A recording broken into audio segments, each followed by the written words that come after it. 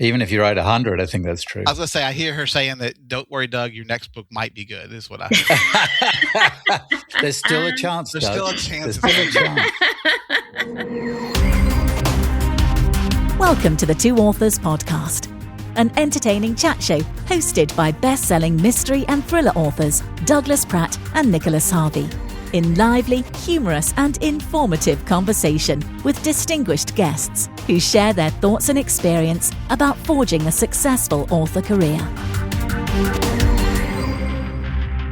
Welcome to this week's show, brought to you as always by Vellum, the best formatting solution in the whole galaxy. The fantabulous bestest. The fantabulous bestest. So I'm surprised they let us write anything. I'll tell you what, we make up words all day long. Well, one thing I love about them is that you can use their little buttons, and they update their buttons for social media profiles all the time. They just added Substack because I guess Substack's new now, so they got to add the new stuff. So pretty neat. I think as they come more into the author universe, Substack's been around for a long time, but it's being used more and more. So, and they listen, right? So people ask for it, go, hey, can you link to my Substack? Enough people ask, yep, bang, it's in there. What do you use? What do you link to in the... Oh, well, I've got Facebook. I've got Instagram. Facebook. I got Patreon, Instagram. My You're email. a talker. You're a TikToker or whatever you call them. TikTok on there, yeah. One of these days, when you start your new social media platform, called the Knickers, I'm going to put that in there as my... I love it. I'm going to have a platform. Come join me on Knickers. Oh, Knickers. Come get my Knickers. Yep. No, I think that what they do is great, and the Brads are so on top of it. They just, like you said, they're listening to, if you have an issue, they're listening, and that's why they make these changes. So... Also, a big thank you to our Patreon supporters. And if you guys feel like you're getting a value from our show, please support us over at patreon.com/the Two Authors Podcast. And we have lots of cool extras in there. Tons of bonus questions, all sorts of fun, great stuff. And today we got a great guest. We got a Jen Graybeal, who is a certified creativity coach. And I'm pretty sure I could use some creativity coaching. Oh, you're pretty creative. I'd like to learn how to coach creatively. That's what I need. No, she's a developmental editor. She is a super smart lady, smarter than we are, and a coach. And she's helped, I couldn't even tell you how many, let's just say a metric ton of authors build their craft, come up with new marketing ideas and businesses. So it's going to be exciting to talk to her. And we're going to chat with her after a listener question from our recent guest and good friend, DP Lyle. All right, thanks for sticking around for our listener question, which is brought to us by the ever smart DP Lyle, my second favorite Doug in the universe. So he's actually my favorite. I don't blame you. So my wife met him at Author Nation. She goes, I like him better too. So that doesn't say much really. So your wife is very smart. She is very smart. Although she married me. I was going to say, poor taste in men, but otherwise she's smart. So, Doug, do you have a question for us today? Sure. I mean, it's writing obviously is a very lonely profession where you sit in a dark room in your pajamas and kill people all day. And but yet you guys not only do that, but you also collaborate on works. And so co-authoring stuff together is a little tricky, and it's a lot like a marriage. There's give and take, and there's good and there's bad, and there's hills and there's valleys, and there's all that stuff. What is the best thing about collaborating on a novel, and what are the problem steps that you would tell people to avoid? The best thing is it's kind of like brings out the best in what I'm doing, because every time Nick writes something and I'm like, well, shit, that's really good. Now the next part's got to be mine. So I got to make it better and try to be a little more extravagant, or just something to keep the story going. Because we're both, Nick's such a great writer. His stories just flow really well. And you get to the end, I'm like, okay, great. I got to jump in and do the same thing and keep it up. So I think that helps keep us, and I think Nick will probably say the same thing. It helps us kind of keep that flow going. So we're always like, oh, that was really great. And then I'll read his passage and I'm like, okay, this is perfect. And immediately start thinking halfway through as I'm reading what he's written. And I'm already thinking, okay, I can't wait for my character. Because we each have our own characters that we run their POVs from. So I can't wait for my character to react. And how is that going to happen? And so I'm already working that problem before I even get through it. So I can kind of start anticipating how it's going. So for me, that's exciting. It's like being really in the story because I don't necessarily know how he's doing it. But as far as problems, I'm probably the bigger problem here. But like, I think the biggest thing you can do is just remove that ego. And I think we say that a lot is know that, hey, we're going to end up focusing on the story and not really, bashing each other. So neither one of us come in and go, hey, your writing is stupid. This is a stupid idea. So we just kind of keep the flow going. So good answers.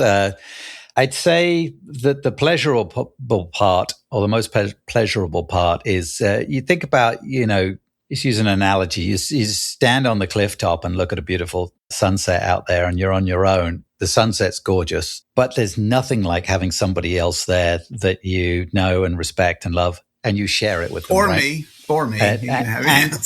And or Doug, yeah. So, but just doing something together with someone you've got a lot of respect for, and you're enjoying it together. There's so much more pleasure when the two of you are collaborating on it. I think that's the best upside for me. And I think the biggest problem between Doug and I in writing is time. We have a bad habit of overcommitting ourselves to our own projects and to other projects. And like right now, we've got our fourth book in our collab series ready to roll in terms of we've kind of plotted it out and we've got ideas and we're ready to go and we're dying to do it. And our readers are begging for it. They want another book, and just carving out the time to squeeze it in amongst everything else. Good question, Doug.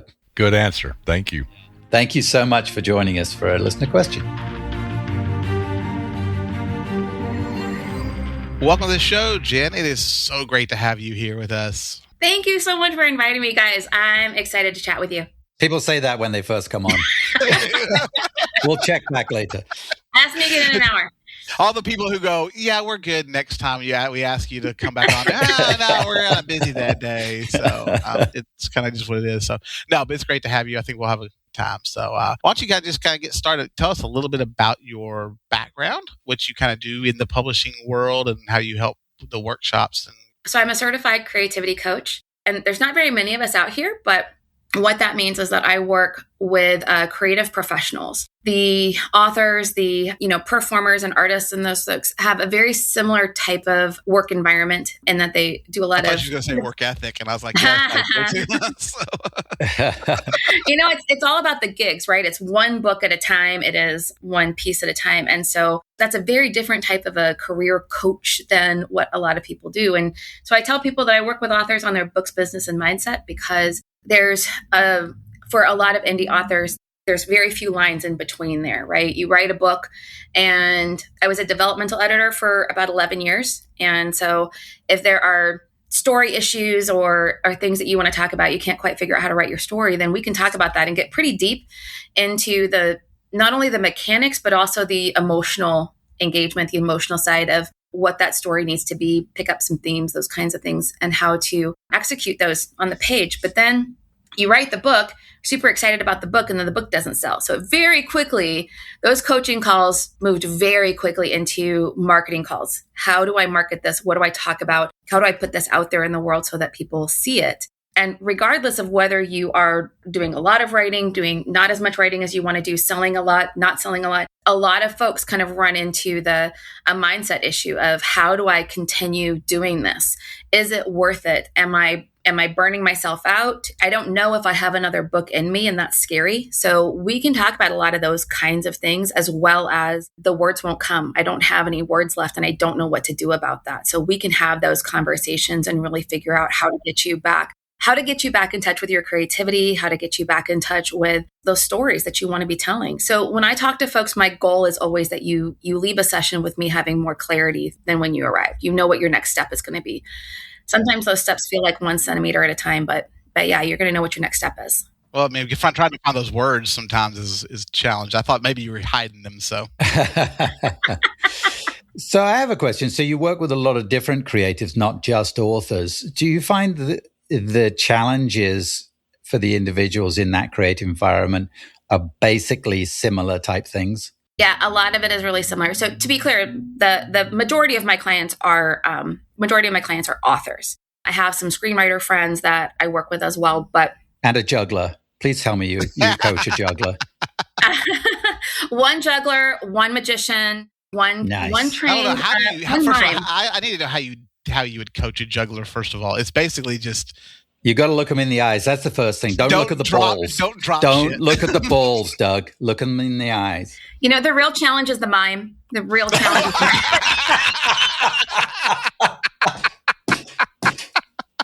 Oh, my God. You know what? That's not funny. My grandfather was a deaf mime. It was really terrible.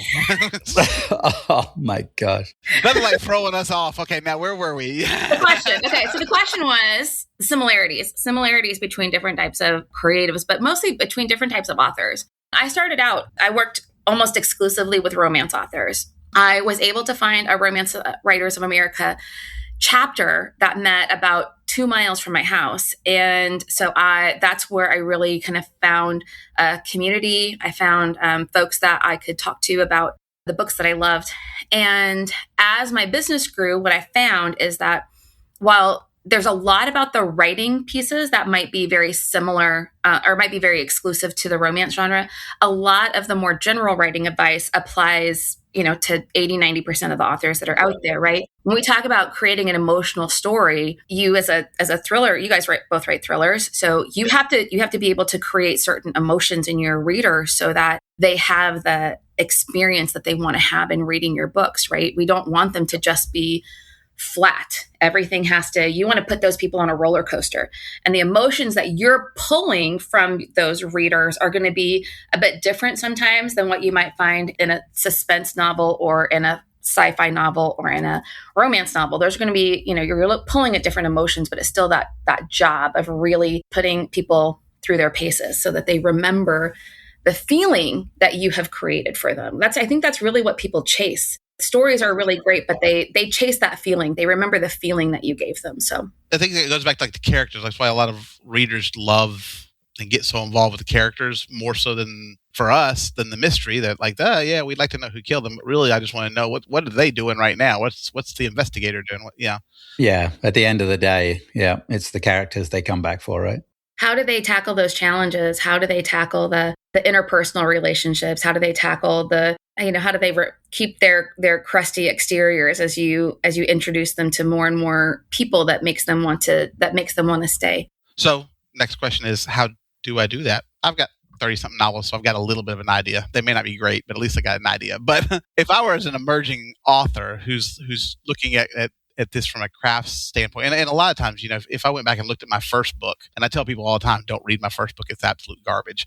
But it is interesting. Like it doesn't have the same emotional tug. And so, what is it that we, if we were a novice author, should be looking at and thinking about to get that across? The first thing you want to do is get the story on the page, right all the way to the end. And I say that because if you get too mired up in chapter 5 and you never get to the end of it, none of it really matters, right? I mean, it's good exercise. Don't get me wrong. There's no such thing as wasted writing time because it's good to exercise with rewriting different scenes. Oh, you've not read some of my books, so but if you want to get a book out there, you got to get all the way to the end. And so our first thing is looking at the structure, right? Did you get it? Did you get all the pieces and the elements in there? And then from there, I'd say start with those real emotional moments, those moments of epiphany in a detective novel, right? Those moments where the detective has that inkling that something else is happening here and they can't quite put their finger on what it is. As a reader, that's a very engaging moment because I'm like, wait, what do I know about this story that detective is trying to touch on? So that puts me right into their headspace, right? Also looking at times when secrets are revealed. There again, it can be if our detective is going to then confront the killer. Maybe they have confronted the killer before we know that's the killer. And looking at how does that interaction happen? And then how can you sort of mirror and change that once they know that this is the killer? How does their mindset change? How do they feel about standing in the presence of a killer? And that is because that changes how I, as the reader, identify with that detective too, right? I want to feel that bit of fear, like, oh my God, is this person going to die? And how are they going to get out of it? And you write a bunch of books in this series, and I know that there's 6 more books that come after this with with this particular detective, so I know they're not going to die, but maybe they're going to get beat up. Maybe they're going to be in danger somehow. Maybe something's going to, or maybe somebody that they care about is the one that's in danger. So, all those side characters are fair game. We can kill them all. Yeah, so. Those are fair game. So, you watch somebody that you've had an opportunity to really get to know, a love interest, a sister, a parent, a coworker, those kinds of characters. So that shock, right? So those are kind of the key moments I would really focus on for a newbie author. You're not going to learn everything that you need to know in book 1. Sometimes you have to write 30 books, and every single book, hopefully every single book, you're learning something new about yourself, about your process, about writing, about craft. And every single one is going to get better over time. Even if you write 100, I think that's true. I was going to say, I hear her saying that, don't worry, Doug, your next book might be good, is what I heard. There's still a chance, There's Doug. still a chance. There's still a chance. We're all pulling for you, man. Yeah. I would say we're picking on Doug, but he's actually picking on himself here. So he really is. Self-deprecation is my love language. So yeah, well, I'm British, so we rule the world with self-deprecation. Anyway, Doug's books are fantastic. Second of all, your point that you made about get to the end of the book, write the first one. I think one of the things that's really important when it's your first book or one of your very early books is when you start writing the first 5 chapters of that book and you later on write the last 5 chapters, I almost guarantee your voice has changed when you're going through that process so early on, So, and that's something that can be smoothed out. You'll go back and read the first 5 and go, oh, wow, no, I figured out these things and these beats and there's dialogue tags and actions instead of tags and things like that. There's so many things, right, you must see and guide the author on. I do think that's one of the things I tell a lot of newbie authors when they ask is like, how do you get about doing that? And I do a little class sometimes here in Memphis. And one of the first things I do is I like Heinlein's rules, Robert Heinlein, who had and I probably won't remember them all, but the very first one is you got to write. Kind of hard to put out a book if you don't have anything, and you got to finish it. That's his first 2 rules. You got to write and you got to finish it. Because you can edit it, right? You go back and revisions are part of the process. They're a very, very important part of the process. But you're right, Nick, that whatever you start writing, by the time you've gotten to the end, because novels are really long, they take a long time and a lot of stuff has to happen. I was at a conference one time and this new author, bless her, she was writing a romance novel and she goes, well, I know how they meet and I know that they're going to end up at the end, they'll be together. But, in the middle, I'm not quite sure what happens. Well, that's the trick, isn't it? Wow. Yeah. That's the real trick that we're happening here. Yeah. It's every single book I get to. I'm like, I know how I want to end it. I know how to start it. But yeah. It's a romance. It's a happy ever after. It's like, well, we kind of knew this going in. Yeah, that's the part that everybody knows that bit. I'm writing a police procedural. You're going to have a murder at the beginning and you're going to have to find the people at the end. So whatever happens in between is all the, it's funny. And also I think there's a lot of, and I was just talking to a friend of mine who writes, and he writes great books, but it's every time he writes, it's this book is it's the worst one ever written. And I'm like, I think that we all kind of bog into that feeling sometimes and you just can't give in to that. Oh yeah. That's a normal part of the creative process. It's so normal to dislike your book or whatever project you're working on, whether that's a painting or something else. It's a completely normal thing. And I think we as an author community just need to talk about that element of the process more. You get the spark of an idea at the beginning and it's so exciting, right? You get the dopamine hit of, I know what's possible with this story. The outline is there, the excitement is there, but because it's a slog to get all those words on the page, you're going to drop off. That's part of the process, is that your excitement is going to wane. It's not going to be as interesting. You're going to think it's the worst thing that you've ever written, and it's the worst thing that anybody on the planet has ever written, right?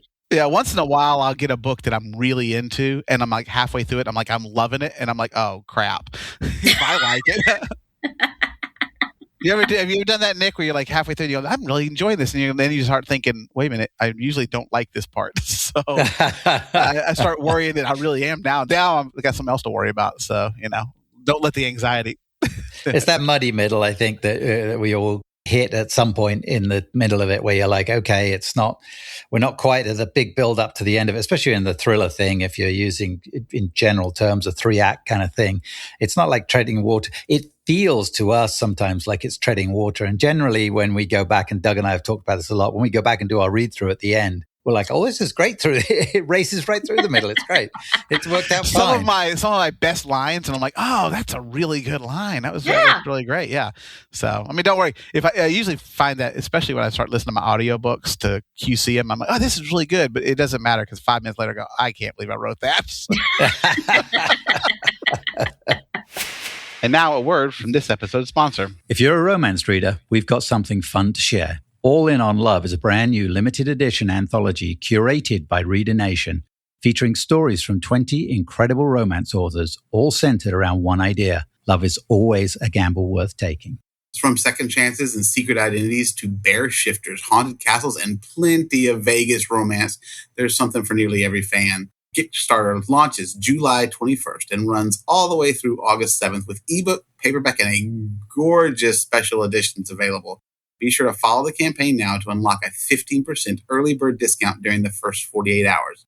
Find info at authornation.live. And back to the show. So actually, that kind of leads us back to one of the things that I see a lot of emerging authors kind of do, and it's kind of hold on to that first manuscript. Like this is so precious. It's the first one you've ever written, and that takes a lot of challenge. As a developmental editor, as an editor in general, often I see these kind of guys take offense when you try to give them the criticism that they're needing. How do you help authors hear that hard feedback without them shutting down? And is there really an art to deliver it? Because I need to talk to Nick, because he's just harsh when he starts reading my stuff. He's like, that's fucking shit is constructive. You just take it the wrong way. You go, this is fucking stupid. Yeah. That's dumb, Doug. To be clear, I've never said or thought that about Doug. No, Nick's never said that. So no. Nick's actually a great person. Yes. Doug, but I have not. No, Ashley is a super supportive wife. She's never said that to me. She goes, I tell her my favorite note she makes when she reads my stuff is she just writes eye roll at the side. If I do something stupid, she's like, she writes eye roll as her note. But anyway, no. But as an editor, how is the best way to deliver that kind of criticism so that they can use it constructively, I guess, is a good way. I think constructively is really the key word here. So I have had to tell people that precious little book that they've created is ugly. I had to tell a client with a 80,000 word manuscript that we needed to basically start from the beginning and do it again. So those are really tough conversations on my part. You know, I don't want to deliver sad news to people, but in a bigger way, I think that the way that people give you that feedback needs to be more of a critique than a criticism. So when we think about criticism is something that cuts you down, where critique is something that helps you to grow. There's an interesting process in art schools, for example. In art school, there's a process during the creation of your piece where you are in a critique group and everybody gets an opportunity to comment on the success or less successful elements of the piece that you are creating. And you as the artist have to, one, be able to listen to this critique and hear what people are saying. But what's really important in that process is that those critique partners have to be specific about what it is that's not working and be able to provide suggestions about how you could approach this differently. That is where I feel like a lot of potential critique partners as well as potential editors maybe don't fill that gap, right? If you are working with a critique partner who just says, this sucks, period, send. That's not helpful feedback. But if you're working with a critique partner that can be more specific, that can really challenge you to say, like, I mean, the scene is fine and it works, but also I don't feel anything when I'm reading this. This is just information. And so what I would recommend is that you can, here's how you could maybe make it more engaging. And then you as the author, and this is the really important part, is that there's always a different way to tell that story. Okay? There's always a different way to tell that story. But you as the author have to have your perspective and your opinion about the way you want it to be told. And so when somebody is giving you feedback that this doesn't work or that doesn't work, I don't like this character, it's just meh, I don't have any other information, it's just meh, I don't feel anything about us. You need to be able to take the note, but you don't have to change it the way that they tell you to change it. So I'll give you an example of this. I had a client who it was a time travel romance. We have a Highlander from the 1500 who comes to present day, and for various reasons, he has to. That's a crazy story. That'll never sell. I know, right? I just had to sidebar all these Highlander books that are now out, and all I Outlander. Outlander. No, I know it's Outlander, but she said Highlander because it's a Highlander who came back, and all I ever think about is there can only be one. So you can tell. Oh yeah. I don't read a lot of romance. I'm more of a cut people's heads off kind of a person. So we're getting another Highlander. There can only be one. So I know. Yeah. So that's gonna cool. That's gonna be great. We're all Henry we're Cavill too. For that one. Yeah, that'd be kind of cool. Hopefully so. I know you're a big fan of Henry Cavill, so they're making it for you, Doug. They're making it just for you. Anyway, so the Highlander comes to the modern day, and he has to confront this guy who owns a medieval fighting studio, it's like a karate studio, but you fight the way medieval people used to fight. Right, yeah. So he has to fight this guy, and the winner gets the girl, okay? And the modern guy wins, and the Highlander loses in this fight. And so my feedback is absolutely not. This Highlander has trained to fight since he was literally 5 years old. He has carried around a wooden sword. And more importantly, the fights that he has been in have been fights for his life. This other guy fights for points. So there's no possible way that this Highlander is going to lose. So my recommendation is that we change the scenes after this to compensate for the fact that the Highlander has to win. And then here's how we change these scenes so that this makes more sense. When I sent those edits off to that author, I think she called me the next day and said, okay, I hear you. However, the Highlander has to lose because he needs to learn a lesson. There was no lesson. So I was missing the piece that she really wanted to have as part of this character's overall growth as a human being. And that's what I didn't get from that scene. So now we change the fight scene so it makes sense that the Highlander loses, and we change the following scenes to make sure that it's clear that he's learning a lesson as we get out of this, right? So that's what I mean by take the note, not the suggestion. For sure, yeah, because sometimes what you're thinking isn't the same thing as and I've seen that too. I know Nick and I probably both have, where, editor comes back with a note and you're like, they didn't understand it. But then you look at it, why didn't they understand it, and try to figure that out? Yeah. It's a big red flag, right? If they didn't, then it's the same with your beta readers. If one beta reader sort of flags something, you can kind of go, I need to pay attention to that. When the second one flags it, they're like, all right, I got to fix it. That's a problem. Also, medieval fight clubs. That would be a fun thing to like. What? It's like fighting with dysentery and bad teeth. Well, no, I don't know. They actually do that because we went last year to they had like these big armored people here. Like they came in and they do meet together every week and fight in armor. And I'm like, man, and they did it in the middle of July in Memphis, which was hot as hell. I'm like, I was dying. I was wearing shorts and a tank top. And I was like, how are these guys not dead? But yeah, I was like, man. How do you beat a Scotsman? That would be how to do it. Bring him to Memphis in the summer. That would be it. That's why he loses, because he's like somewhere hot and he's like, holy hell. I saw this and good home. What the hell? I'm in Atlanta. That's the closest to Highlands for. Even my sporran is sweating. Let's bring it back in. Sorry, we're professionals. I promise you. What is a craft problem that you have seen though in manuscripts over and over again that authors generally just don't realize they're doing? Oh, let's see. So a couple things. First of all, I would say that conversations should have subtext. And because a lot of times people don't say what they mean, they're usually hiding something. They're usually sort of trying to say something in a way that is appropriate to the person they are speaking to, which may not reflect their real feelings. So when we have folks that are just having a conversation, you want to make sure that you are incorporating something in the whosever point of view that you're in, what is it that that person is hiding? What are they dancing around? What is something they don't want to admit to this person for whatever reason, right? Maybe because they feel guilty, or maybe because they feel exposed or vulnerable, or, what are some of those things that you can kind of play around with those, because it makes that scene so much more interesting when you have something that's burbling underneath the surface. And that can be, like I said, that can be a lot of different kinds of emotions, but that's what really takes a scene from fine to next level, is that type of thing. That's really good. Yeah, that's great advice, actually. That's actually something I've been thinking about a little bit too, as I do a little more, is I love dialogue anyway. So trying to make sure you get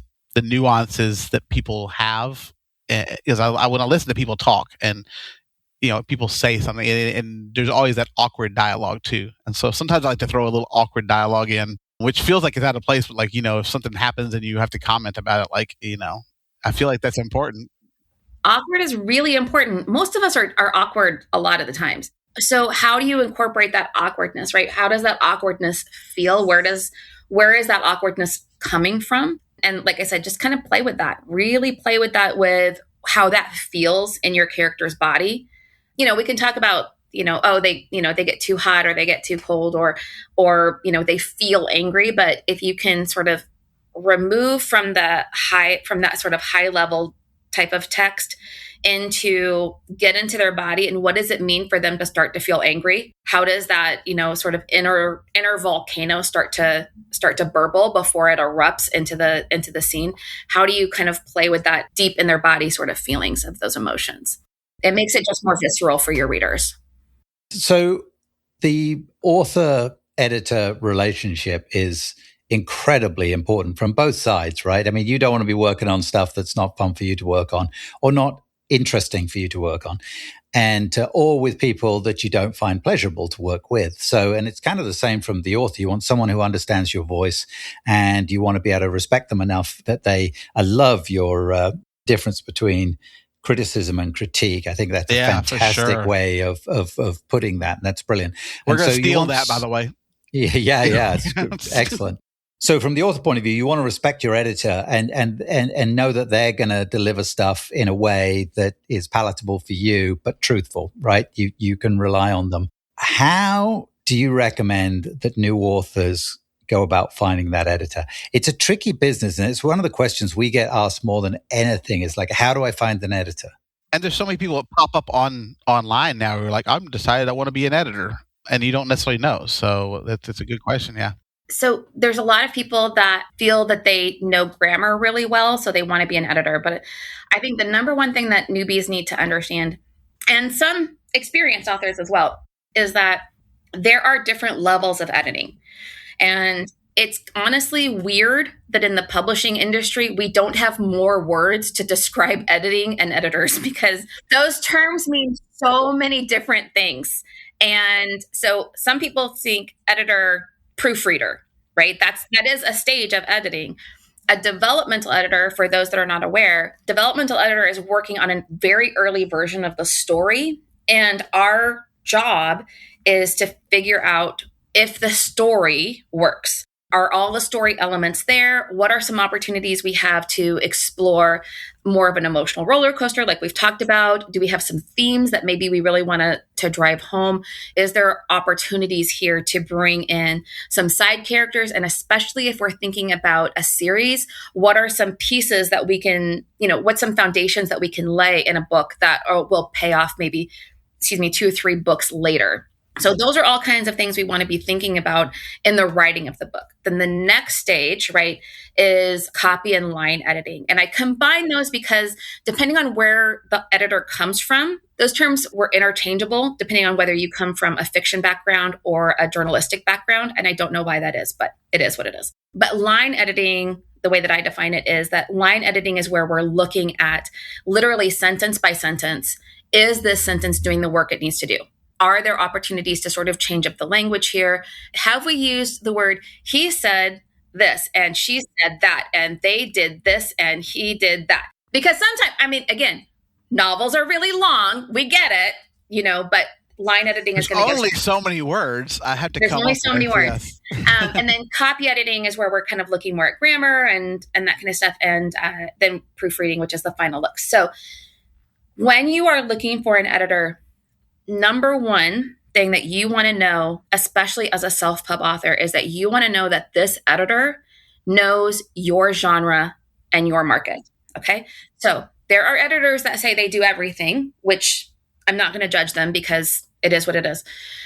But if you go to them and say, well, I write thriller books, and they say, yes, I love James Patterson. There's a lot of great James Patterson books. Like that's not, and I don't mean that as an insult to James Patterson. What I mean is if that's the only thriller author. I don't think he's listening. Don't worry. He's not? Well, if he is, he should have reached out to be on the show, and he hasn't Yeah, yet, so. right? I mean, why wouldn't you want to be on the show with us? He should be on the show. If he's the only thriller author that you can name, that's not going to be helpful to you as a self-pub author, right? You need to know kind of what's happening now, what's happening today, what are some of the trends that we're looking at, so that you can really provide just a perspective on whether this book is commercial, what are some pros and cons about whether it's going to sell or not that you might want to be thinking about. And then from there, get a sample edit. Most editors that I know will do a sample edit with you. Developmental edits are really difficult to get a sample for because if I read 5,000 words, that's not really helpful for how the story overall is working. But I was given permission by a couple of authors to hand out their editorial letters. So a developmental edit will come with comments in the margin, sometimes inline edits as well, everything in track changes so you can see them. And then it'll also include an editorial letter, which kind of goes just goes a little deeper into what's working, what's not working, what are some opportunities that you have here to really like bring this story to life in a different way. So you'll have all those. So I have samples that I can send out to people that show you what a letter looks like. So that would be part of it. Have a conversation with this person. I mean, everybody has Zoom now. So just get on a Zoom call and have a conversation and see if this person seems excited to talk to you, excited about your story, excited to help you bring your story to life. I will say never work with somebody that doesn't have respect for your genre. We see this a lot, the romance genre, where people really discount the quality of the stories. They're all trash. They're all smut. There's no depth to them or what have you. And any romance reader knows that all of that is untrue. But as a romance author, you need to make sure that you are working with somebody who's going to appreciate your story and be a fan of it. I got contacted by an author who sells a lot of books. She sells a lot of books. And she contacted me because I was interacting with her as a fan. I'm a fan of hers. And she said, hey, are you available to proofread this book for me? The editor that I've been using for the last, 10, 12 books, she doesn't like my books. And I'm like, what do you mean she doesn't like your books? Well, she doesn't read the sex scenes. And she thinks they're gross. So she just doesn't read that part. And I'm like, big sigh, because those should be important elements to your book. But more importantly, working with somebody who doesn't want you to succeed is just a recipe for failure, right? They're not going to see your piece as something that is valuable in the world. And you've put all these hours and all this work into creating the story and these characters and this world, and and maybe even as part of a series that you've continued through. That's thousands of hours of work. And to have somebody who doesn't see the value means that you're not setting yourself up for a success here. So always work with people who have a deep respect for your genre, as well as a good deal of information about it. I assume you'd also need to like those people too. I mean, I know you can get by without it, but if you're talking about a pretty close working relationship after a while, if you don't like the person, you're going to really not take their advice, I would think. So, well, if you really dislike them, I think that's the thing, right? You don't have to love them. You just have to not dislike them. Not dislike them. Well, he's a complete arsehole, but he does okay with my editing. It's funny because there are authors that I've worked with for years, and our entire relationship is email based. We've never spoken over Zoom. We've never had a live conversation. Everything has been very businessy, and that has worked for those relationships. And then there are other authors that have come to visit me in my house, got on a plane, which was weird at 1 a.m. when they came through the window. As thriller writers, we're both like, oh, and they just showed up, you just threw the window on the ladder. Of course, you guys go to that. Yeah. I'm here. Feels like Misery, but with an editor. So that relationship can look like a lot of different kinds of things, but as long as they respect the work that you're doing, That's the word. That's what we're looking for here. And they want to see you succeed. And I think that's another like really key feeling that you have as you are creating your publishing team. And I often tell people that they need 3 teams. Every author needs 3 teams. But one of those teams is your publishing team. These are the editors that help you, get the manuscript in the right place. These are your cover designers that can advise you about that image that you think that you want on your cover, that maybe here's a reason why it's not the best one for you.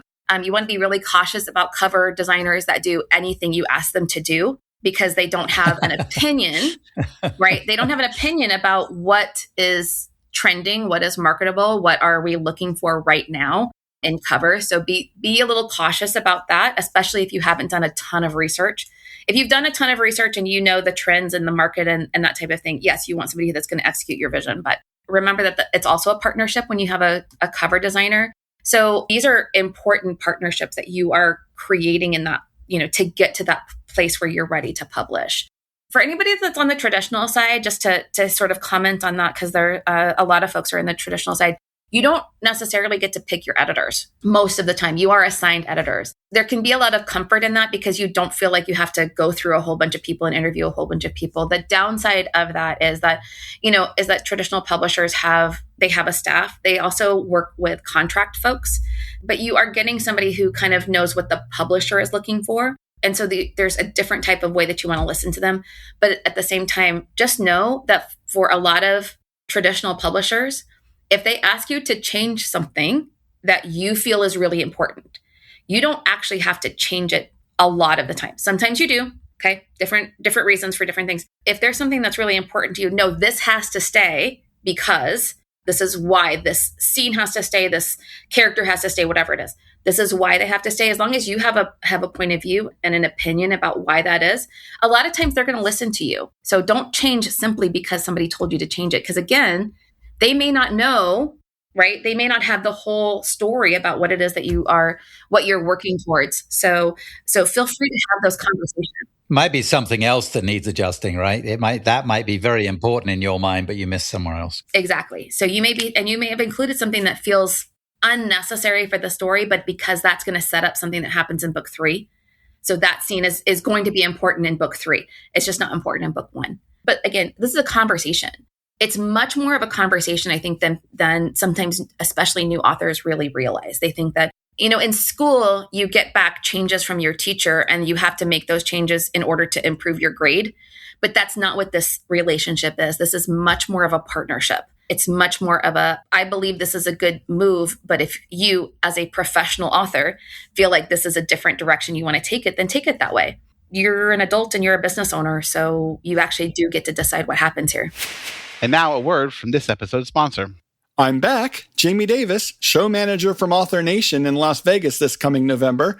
Catch up with me there for a free dad joke or try this one on for size. Did you hear about the librarian who kept slipping and falling down? They forgot they were in the non-friction section. And now let's get back to this week's guest. Real quick, because I definitely want to ask you this question and talk about burnout a little bit, because that's something you must, as a coach, deal with quite a bit with authors. You touched on it at the beginning. People find they've hit a brick wall, they're running out of steam. The marketing right now is hell on wheels, so it really feels like you're in quicksand. Do you have a couple of points or hints or suggestions you can make for people that are starting to feel that way? The first thing I want to say is that burnout is very real. And a lot of times people don't realize they are on the path towards burnout until they are just so crispy around the edges that they feel like their skin is crawling. My ass is smoking. That's different, doctor. With medication. Oh. Yeah. Oh, I don't know. I thought that was just because I've been doing those glute exercises, but whatever. Burnout is when you have been working so hard and you haven't taken the time to refill the well. And refilling the well looks different for different people, and it looks different in different situations. So the first thing to recognize is that if you feel like you have no motivation, if you feel guilty about sitting on your couch, these are signs that you are in or headed towards burnout. Because if sitting on your couch makes you feel guilty, well, you're not being lazy. You literally have a deficit as to why you cannot get up and go do things. And one, it can be because you're working too hard. I just want to state just real clearly here that depression can look like a lot of different things in different people. And if you are finding that it is difficult for you to get up off your couch, maintain a clean living space, maintain yourself, and you're not having fun at things that are normally fun for you, that it might be time to talk to a doctor. And I just kind of want to get that out there. A lot of us feel like I haven't had depression before. Why would I have depression now? And it's just something that can surprise you sometimes. So I just want to put that out there for folks. But burnout is something that we can address in some other ways. Number one is to know that when you find yourself under a lot of stress, that you have to find a way through the stress cycle. So stress is a cycle in our bodies, the same way that we have a digestive system, right? Where things have to go all the way through. Otherwise, we get really sick. Stress is the same way. And sometimes we hold on to that stress rather than processing that stress. So we want to make sure that we're doing that. So there's 7 ways. These are peer-reviewed, scientifically proven ways that you can process your stress, and making sure that you are doing this on a regular basis. And number one of those is sleep. The number one thing that authors tell me when they are in the situation and they're not writing and they're overwhelmed and all that kind of stuff is I ask them how they are sleeping, and they roll their eyes. And they're like, I haven't slept through the night in 10 years. Well, I just want to say sleep and rest are one of those things that if they are not working for you, a lot of things are not going to work. So that would be the first thing to address. The second thing I'll say is to make sure that you're moving around, depending on where you live. If it's too hot outside, too cold outside, too rainy outside, too snowy outside, whatever your deal is, that if you can't get outside, just move in your house, dance in your living room, do some jumping jacks, like march in place, whatever it is, but do some movement because kind of allowing the oxygen to really run through our system is a way for you to really be able to refresh yourself. On the more creative side, there's some other ways that you can deal with stress. I recommend the book Burnout by Emily and Amelia Nagoski. You can find that online. They have tons of great information about how to deal with stress. On the creative side, a lot of times we call this filling the well. And filling the well, you're going to need different things. Sometimes we conflate it with self-care, like getting a mani-pedi or drinking enough water or, treating yourself to a nice dinner, which are all really good things. Those are all really good things. But as a professional creative, you also need to be looking at how you replenish your creativity. Are you looking for inspiration? Do you go to museums? You can look at architecture. You can watch a comedy show in order to laugh. And kind of a step beyond that is dissecting why those things are funny and how you can replicate that in your books, right? So where are you going for inspiration? To be creative, to be sad, to have those emotional experiences? Because we can lose sight of that in the course of words on the page, production schedules, family care. Dinner has to be made every night. And this is the time of year where there feels like there's something all the time. There's multiple graduation ceremonies. There's end of the year parties. There's Memorial Day. There's lots of good, fun, wonderful things to experience, right? But it can also mean that you need to adjust your expectations for your business in order to also have fun doing things, because it's the fun, right? It's having fun that can really help you to refill the well. When I talked before about, the 7 things, one of those things is laughing hard enough that, you kind of lose your breath, or maybe you get some tears in your eyes or something like that.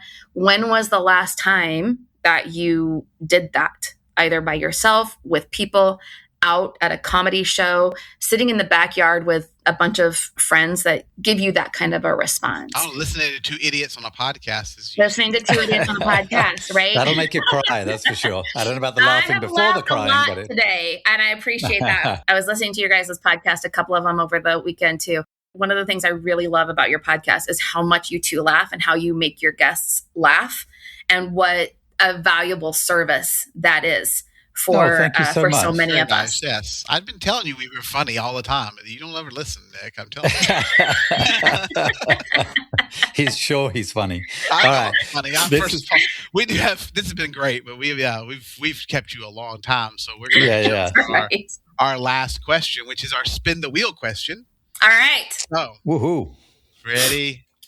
And I lost our wheel today, Nick. Turned out I left it. How? I left it someplace else. I had to go find it. It was terrible. Okay, if you were going to be reincarnated as an animal, what animal would you get to choose? Ooh, okay. Actually, I have an answer for this one. So, quokka. You guys know what a quokka is? It's this adorable little critter that is always smiling. And they're very gentle and they're very friendly. And they don't seem to have a worry about predators. They don't seem to worry about, paying their rent. They're happy little critters out in the world. You never hear about quokkas getting evicted. Never getting evicted. Yeah. Nobody started a Kentucky Fried Quokka store. Yes. Nobody's eating quokka on a stick. So Oh. I got to go look up a quokka now. A quokka sounds like a cool. Well, they are very cute. Yes, I've seen. They are absolutely adorable. They're friendly and they're gentle, and they do just kind of seem to live a happy life. And we learn a lot from the challenges that we have in life. But gosh, sometimes it would be nice to not have quite so many challenges, and to just kind of skate through on looks alone. So. This has been fantastic. Yeah, Jen, really a pleasure. It was a pleasure meeting you a month or so ago, and we knew we had to have you on the show. So this has been brilliant. Thank you so much. Oh, I've had a great time. Thank you guys for having me, and thank you so much for making me laugh today. Appreciate it.